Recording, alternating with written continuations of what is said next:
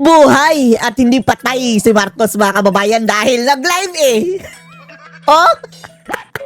Apparently, mga kababayan, hindi totoo yung lumalabas sa social media na patay na daw si Marcos. Bagamat hindi natin sinisisi, mga kababayan, yung iba na talagang wishful thinking na lang na kahit sa kanilang isip, mga kababayan, naalis na ito si Marcos. Pero sorry, andyan pa rin si Ngagba, mga kababayan. Bagamat marami at tungas ang kilay dahil mukhang iba daw ang itsura ni Ngagba. Mayroon siyang mga kasama, mga kababayan eh. Mayroon siyang inimbitahan ng mga tao. Mahirap naman siguro no kung kinuntsaba niya ang mga ito. Gayon pa man. Baka katulad lang din ito, mga kababayan, nung dati na pinaglalaroan tayo.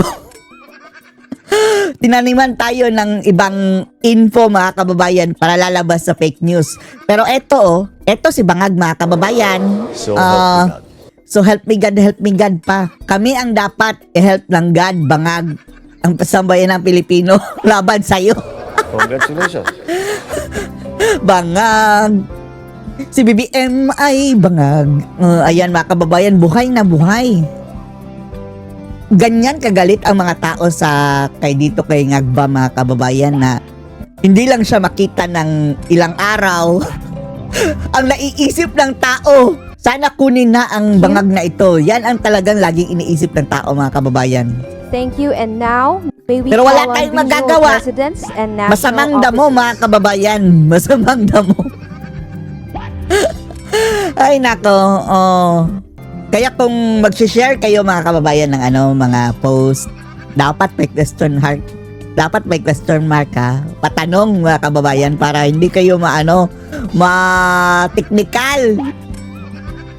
Baka patibong na naman yan ng mga bangag, mga kababayan, para magkasuhan.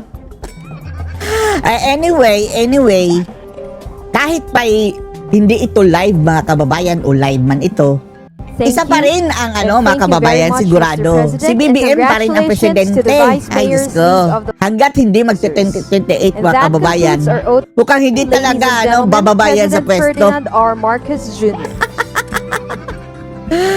Ay, nako.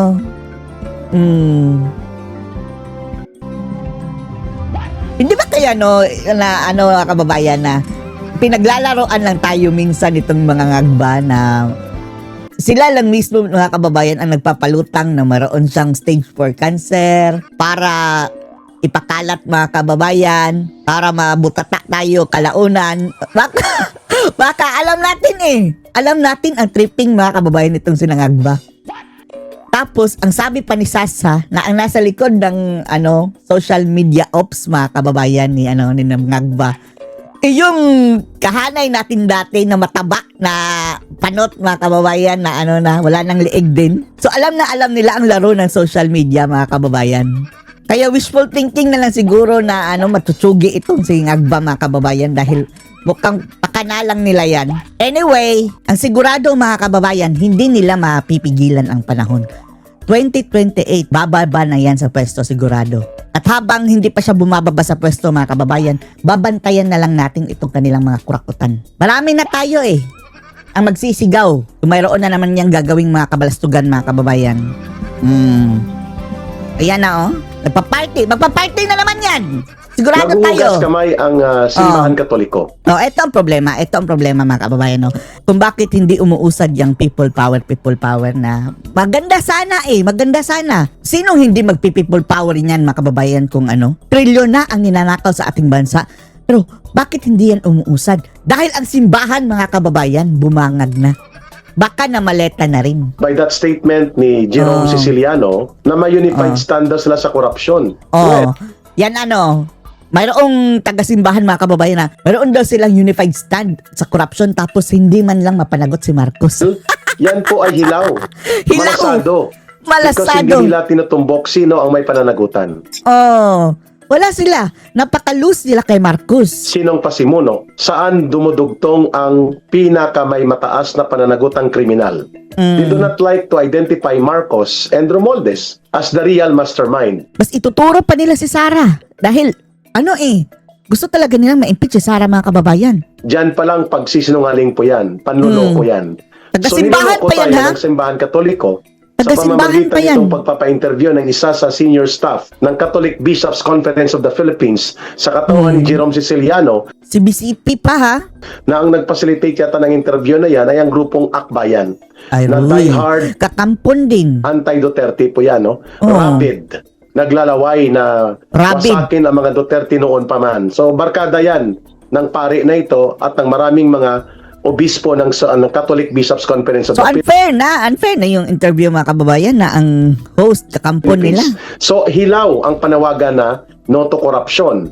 Dahil hindi nila tinutumbok ang pangunahing kriminal na pananagutan.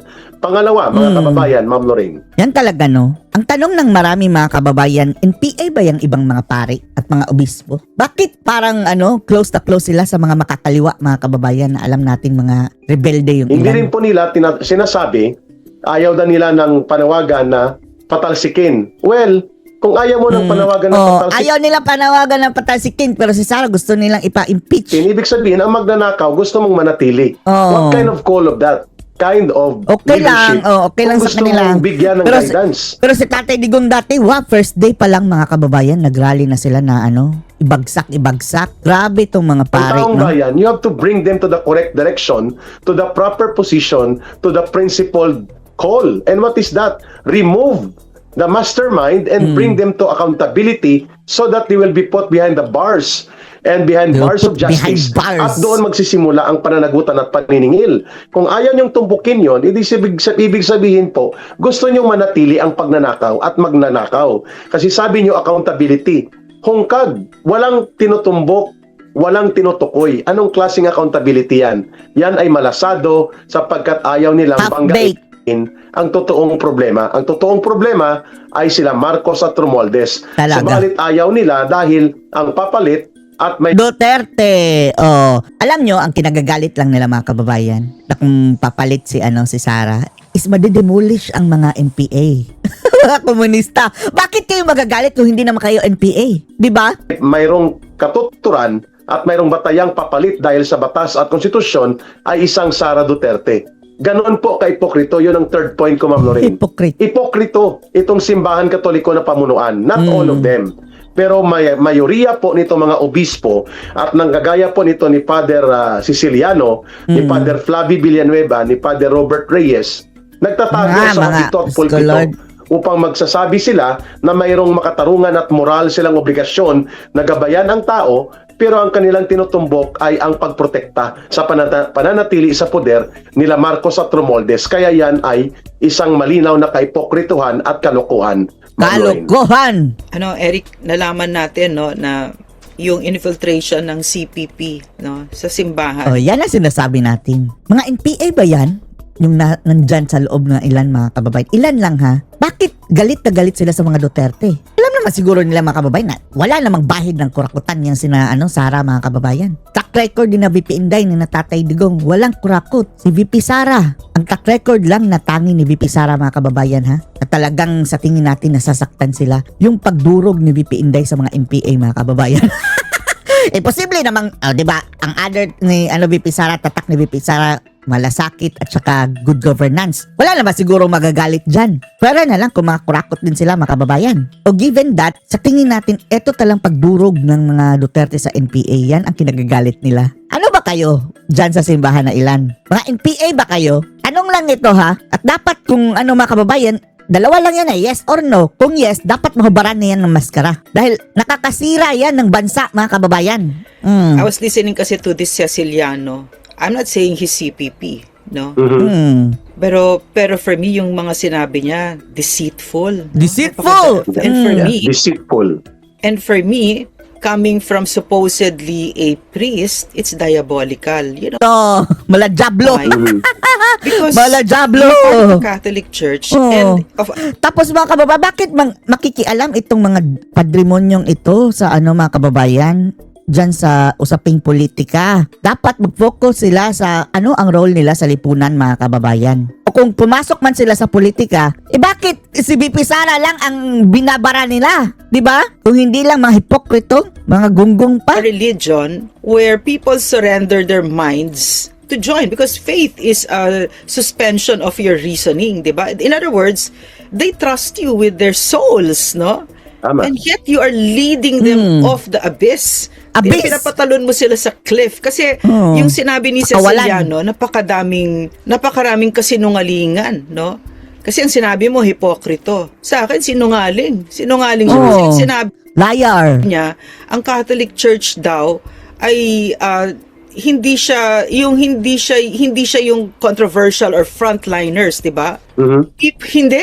All the time when I was growing up, ang lumalabas sa bibig ng Catholic Church, anti-Marcos, ibagsak ninyo si Marcos. Marcos, Ibagsak. magnanakaw. Marcos, Yan ang may kasi- kanta pa, no? And very strident voices. Kaya nga, yung sinabi ni Trix, Magkanta pa na. no? Na Marcos it was magnanakaw?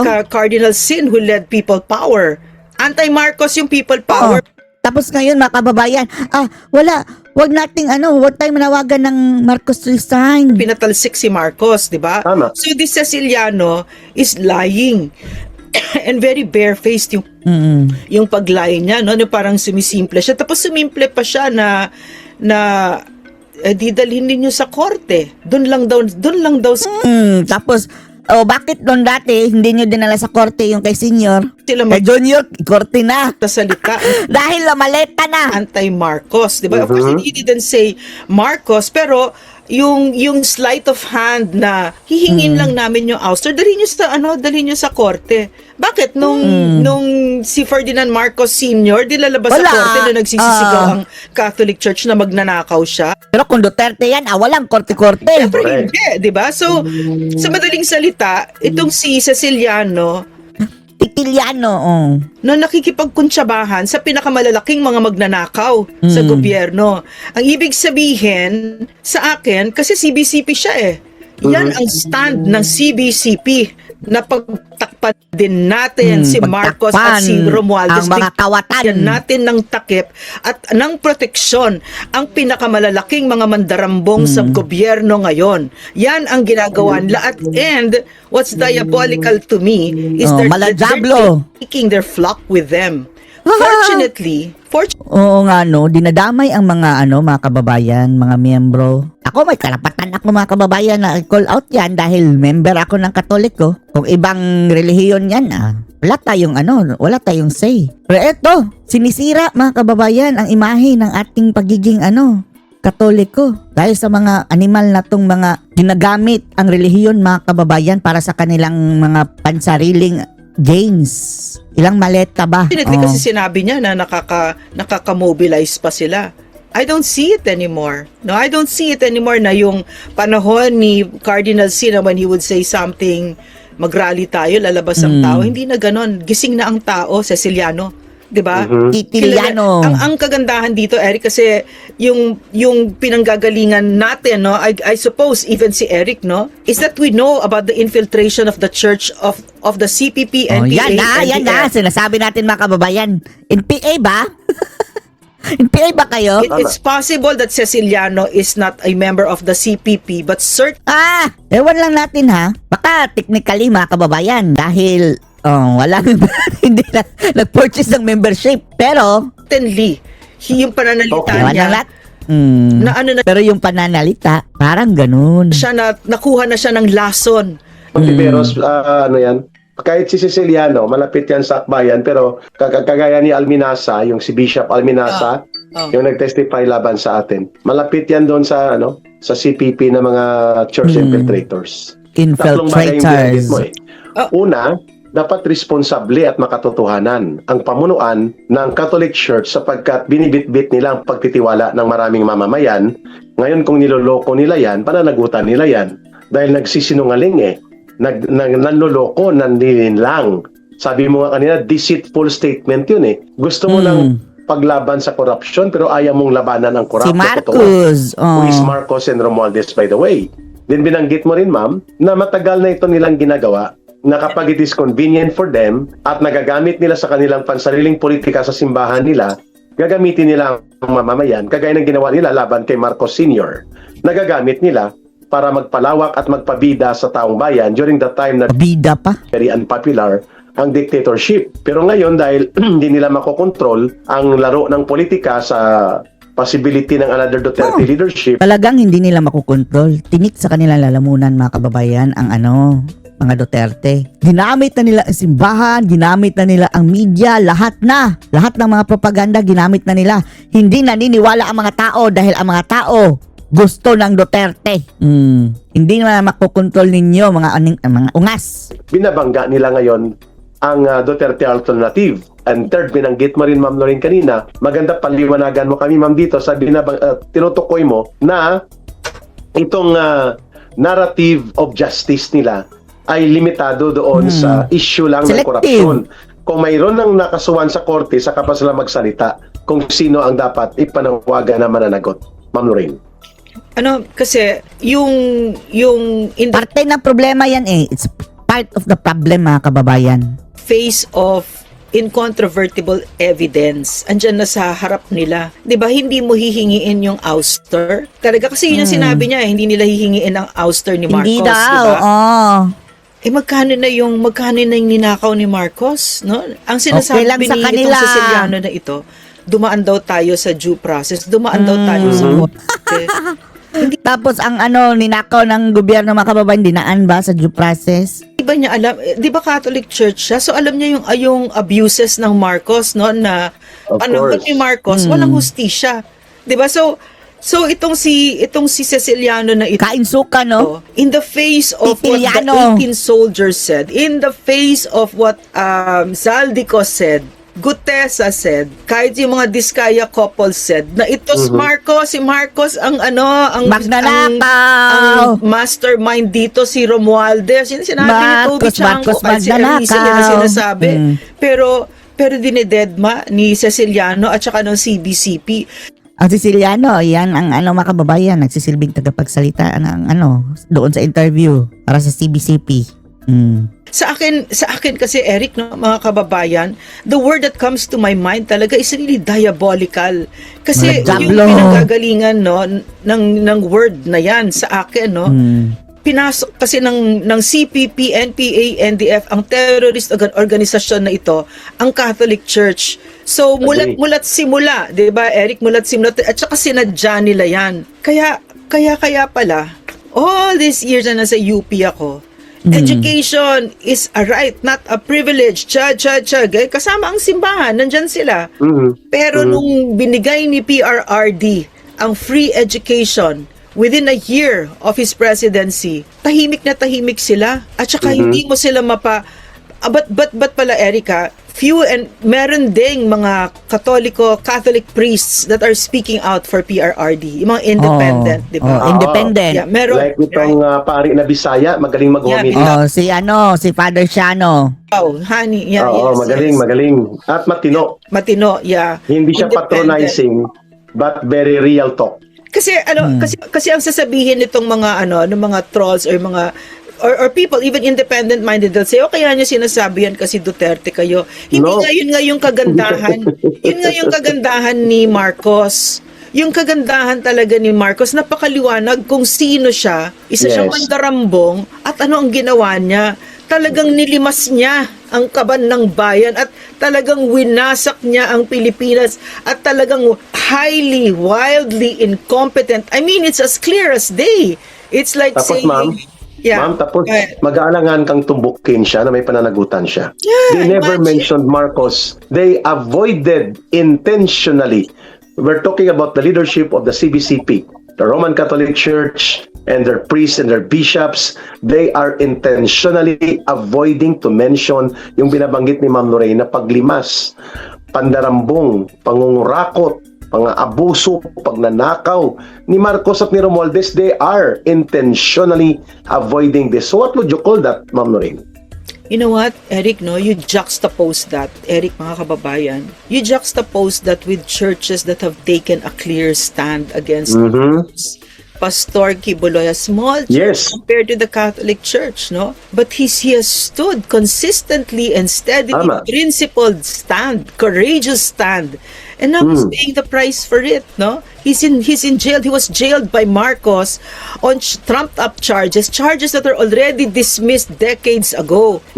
And ngayon, nanakawin pa ni Marcos ang mga properties ng KOJC na pinaghirapan ng KOJC. Yun pa. That's why I also like listening to the Iglesia ni Cristo, the leadership, sina Ka-Erds Manalo.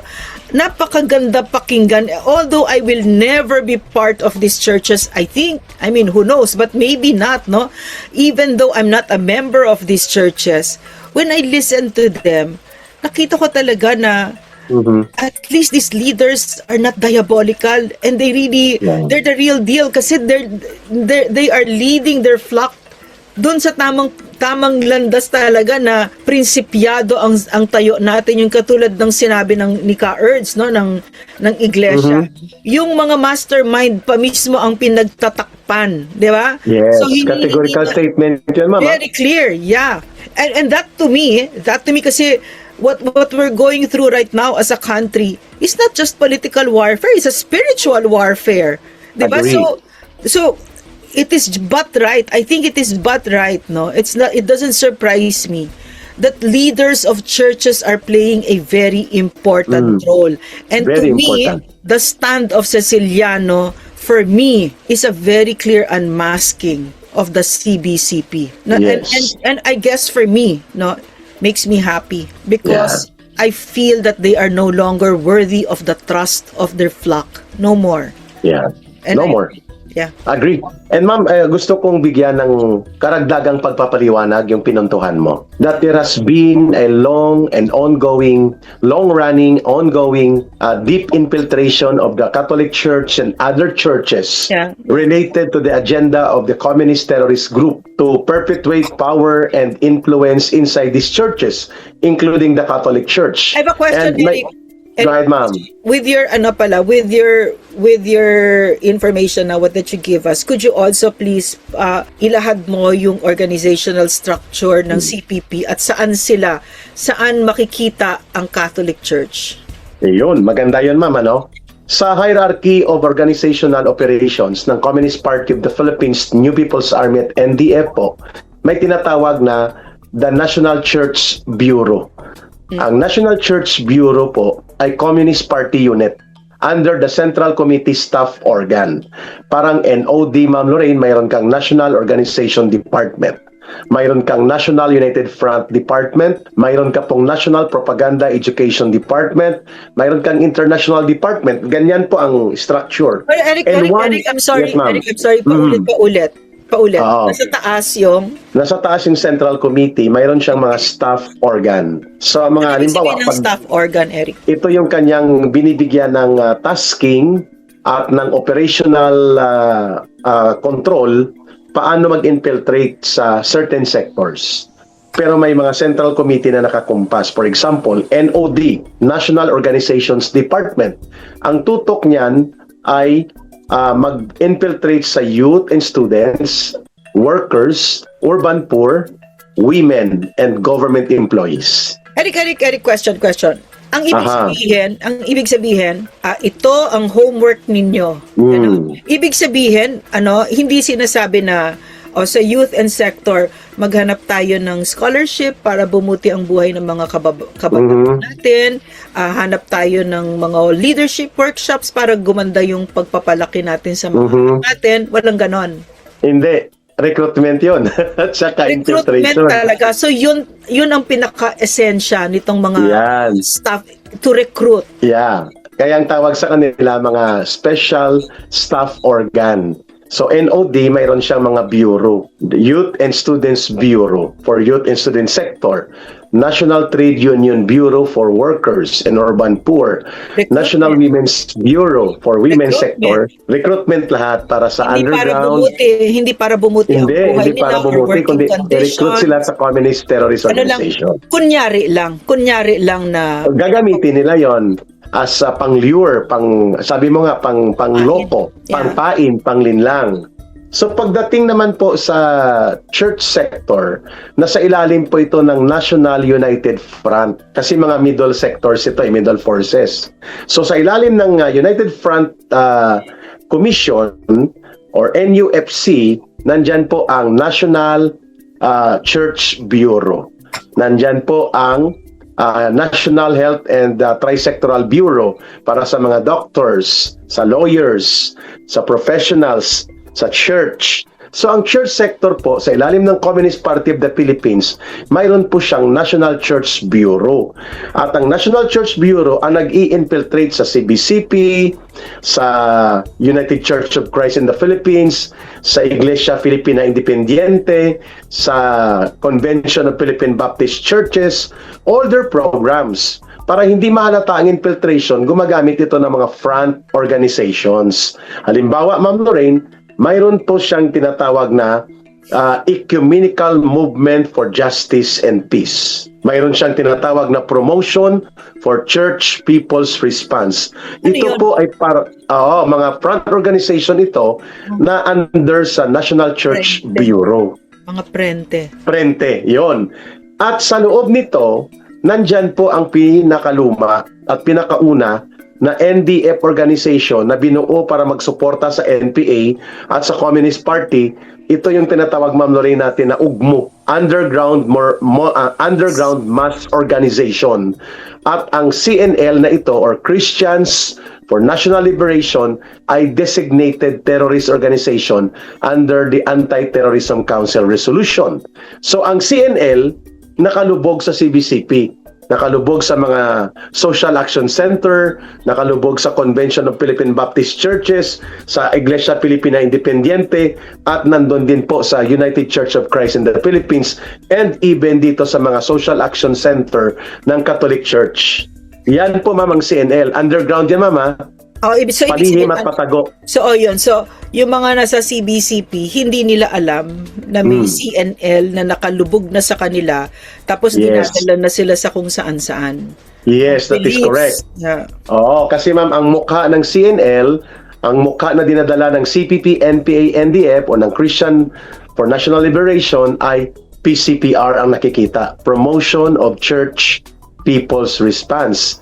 Above ground, prente siya. Pero ang nagpapatakbo, Communist Party. At may underground na CNL. Kagaya din, ma'am, sa inyong mga doktor, pag nakita mo ang mga magagaling na mga doktor na nag-organize kunwari sa Philippine Heart Center, sa Philippine General Hospital, hindi nila inaamin na sila ay makabayang samahang pangkalusugan. Ang pakilala nila, AHW, Alliance of Health Workers. Alam mo, Ayun, parang lang yan, ma'am, the same tactics. para maintindihan nila. So, sa doctors sector, no? So, nagtataka ako, bakit ang daming doktor? Sa PGH pa, ha, na ayaw si Digong. Si Digong nagbigay ng 100 million a month. Right. So, yung pala very active ang AHW. Very active. At So, hindi lang, ma'am, AHW, nandyan ang Nurses.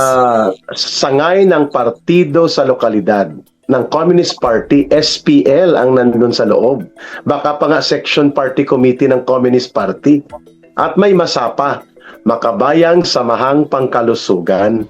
Yan ang underground mass organization na nagre-recruit para sa NPA at sa Communist Party. So, how will it look, Eric? Kunyari ako, ordinaryong doktor sa PGH, tapos ikaw, AHW ka. Paano mo ako lalasunin? Eh di syempre doon tayo sa issue ng budget cut, doon tayo sa issue ng corruption, doon tayo sa issue ng pagbibigay ng national medical health care for the people na hindi sasapat itong universal health care.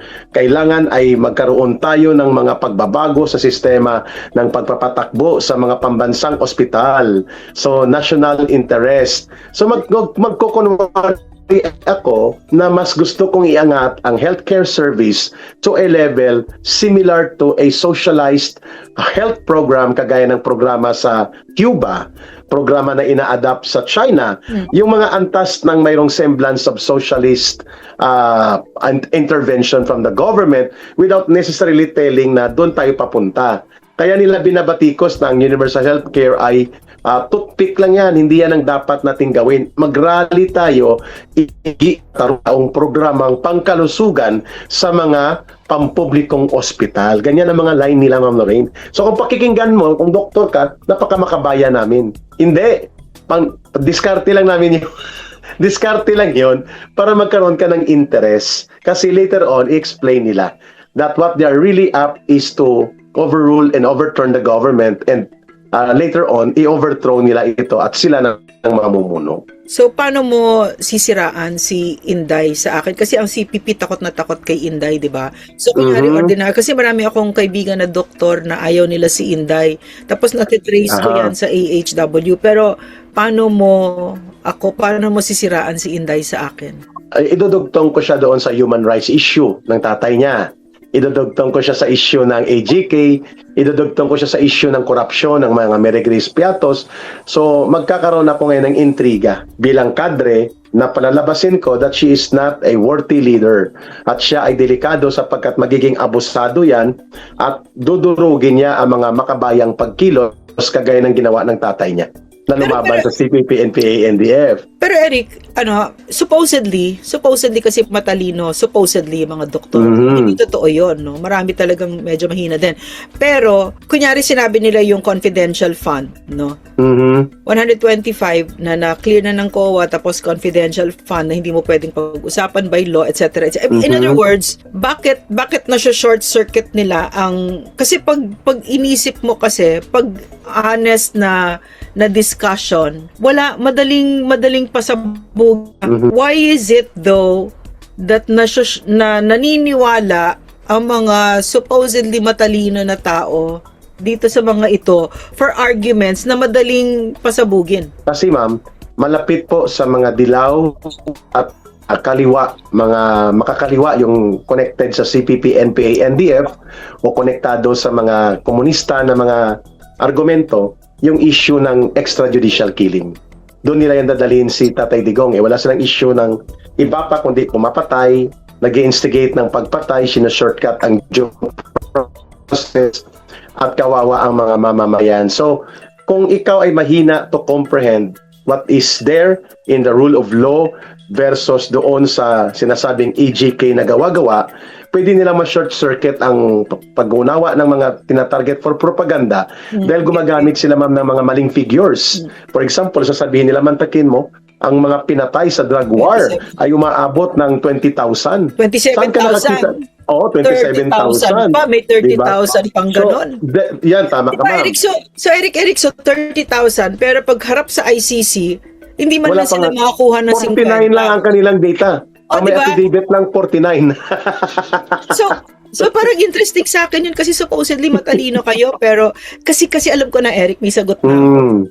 Kasi bayad yung media. Meron talagang media operations. Isa yan. Inuulit-ulit yan, ma'am. Yeah. Tama ka, bayad ang media. Yeah, So the wrong information, yung kasinungalingan na ito, yung maraming propaganda na ito, nabibigyan po ng amplification, na amplify ito, at naulit-ulit na pwede siyang magkaroon ng pagdududa sa pagiging tama ng strong rule of law style of political leadership ng mga Duterte. Eric, balik tayo dun sa church. Dito kasi Sa church. Sige, Go ahead po. balik tayo. Yung sa CNN, ma'am, delikado ito sapagkat hindi siya nagpapakilala kaagad. Ang tinatarget nito mga obispo, mga pari, mga pastor, mga ministro, and also the programs. Halimbawa, ma'am, there is a program sa Roman Catholic Church na very lucrative. Naging income yan, mga billions of dollars yan. Itong tinatawag na Caritas International. Tinatarget yan ng CPP. So, mayroon yan downline. Ang tawag sa downline, ma'am, is Social Action Center. Yun ang social arm ng CPP simbahan. Doon lumalangoy ang mga CPP organizer at mga kadre, pati sa national. So, I am not surprised kung si Jerome Siciliano sa sinasabi ni Ma'am Lorraine ay nadudugtungan ng mga cadre operators, infiltrators ng CPP sa National Secretariat for Social Action, which is a staff of the CBCP. I will not be surprised kung magiging totoo yan the way si Bishop Alminasa ng Negros. Pag nagsalita siya, parang pinapakinggan mo ang Cristina Palabay. Hindi naman siya CPP, NPA, NDF, pero kung pakinggan mo siya, parang isa na rin sila. Parang si Tony Lavinia, pag nagsalita si Sara Ilago, at si Arlene Brosas, at si Franz Castro, wala nang pinagkaiba ang mga pinagsasabi. The infiltration of the CPP, NPA, NDF, aside from the opportunist influence of the group like Akbayan, Liberal Party politicians, ay delikado po kapag ang influential group like Catholic Church with millions of followers, binanggit mo nga ma'am sinusurrender kasi ang reasoning Yeah. kapag nagkaroon ka ng paniniwala at ng faith mo, nakikinig ka sa leaders mo. So kung ang leaders mo ay estapador, diskartidor, sinungaling, ipokrito, mga padre damaso ng panahon sa moderno na ngayon na panahon, maluloko talaga ang taong bayan. Kaya hindi na nanawagan ng Marcos resign o oust Marcos or out Marcos, out Romualdez, dahil takot sila na ang papalit ay isang Sara Duterte, which is kalaban ng CPP, NPA, NDF. Kalaban ng mga magnanakaw. Ma'am, go ahead. Nakalimutan mo, may maleta din sila. Ay, oo. Si Binanggit Flavi. yan. Yeah, Si Flavi. maleta. Yeah. Oo, kaya pala ma'am, Flavi kaya niya Villarreal. magbukay-ukay ng mga bangkay sa mga sementeryo. Yeah. Kaya pala siya highly motivated. Tapos Yeah, may highly halik-halik motivated. pa sa paa. It's so disgusting, no? It's so disgusting Opo. how they yung paggamit ng abito nila, no? Para I agree to ng that. Pilipino. Mm. Talagang Ma'am, as you were saying, diabolical. gusto kitang kuhanan ng punto Yeah. dito. Naipakita ko kung gaano kahaba, kalalim, at kalawak, at katuloy-tuloy itong infiltration and manipulation ng Communist Party of the Philippines, New People's Army, at NDF sa Catholic Church at iba pang mga simbahan na binanggit ko ma'am kanina. At kaya ma'am nakakapagbigay ng sagabal sa mas mabilis na pag-unify ng mga mamamayan into a principled position to confront the mastermind Marcos and Romualdez para sila ay mapapanagot. Your take on that aspect, ma'am, ng mga social obstacles natin. Social obstacles. Kasi ma'am, so posible ang church na ito, facilitator sana ma'am ng mga ganitong talakayan for purposes of moral clarity and moral principles. Naku Pero po. hindi. Ma'am, go ahead po. No. In fact, no, it's timely right now because it's Holy Week, di ba? Mhm. You have to remember who it was that had Jesus crucified. It was priests. No, it was Tama. it's no different now, no? It's no different na it's this Catholic Church as mouthed by Ceciliano that's leading the faithful towards death, no? Mhm. And yung biro mo, we had such a sterling leader, a sterling president, pero anong ginawa ng Catholic Church, no? Crucified him. Mhm. No, they're not supposedly they're supposed to be human rights advocates, but no one has spoken about they haven't taken a clear stand against the violations, no? This extraordinary rendition, the violations Yan, siya pa yan. PRRD's rights, etc. Because kasi PRRD was like Jose Rizal talagang tinanggalan niya ng maskara, yung hypocrisies ng Catholic Church talagang inexposed ni Tama. PRRD. Na tama yun, you know why? Nasaktan sila doon, mama. Nasaktan Yeah, talaga sila yeah. doon. Kasi ang utak ng Pilipino tanikala naka-chain talaga na tinatakot ng Catholic Church, no, hell and fire and damnation and etc., di ba? So parang for me, no, in this Holy Week, I'm not surprised at what Ceciliano is saying, but I'm so outraged by it because Yeah. he is a man of the cloth and he is using his position to defend and protect the most guilty among us. Correct. Na nagbigay ng grabing kahirapan sa Pilipino. 'Di ba? 'Di ba, Eric, grabe yung Terrible. ginagawa na pagtatakip na ginagawa ni Ceciliano. And they are conscious of that, ma'am. Hindi yan unwitting. They know it. They Alam know nila. it. That's why nga it's so diabolical, 'di ba? Kasi kung hindi mo alam, may excuse ka pa ng konti. Oo, hindi ko alam bagang si Eric, para bagang si what's her name? Mary Jane Manansan. Si Mary Jane Manansan. Saints ko, madre yan. Saints ko, Oh, pero alam she's a niya. central committee member. So, planado, may manipulasyon. Very diabolical kasi fully knowledgeable sila. Alam na alam ni Jerome Ceciliano kung anong sinasabi niya at alam niya yung panloloko na ginagawa niya. Alam niya yung dalhin natin sa korte. Dalhin niyo sa korte si Marcos. Kasi pag dinala niyo sa korte, dyan kami sasabay sa inyo. 'Di ba? Even in in the face of this much proof, 'di ba? Meron ng elepante, 'di ba, ng proof, and yet the Catholic Church through Jerome Ceciliano is saying they will look away. They will defend and they will protect this magnanakaw, this plunderer, this drug addict, this sex pervert because nakikinabang sila. Agree. I agree to that, Ma'am Sila Lorraine. ng maleta, maleta.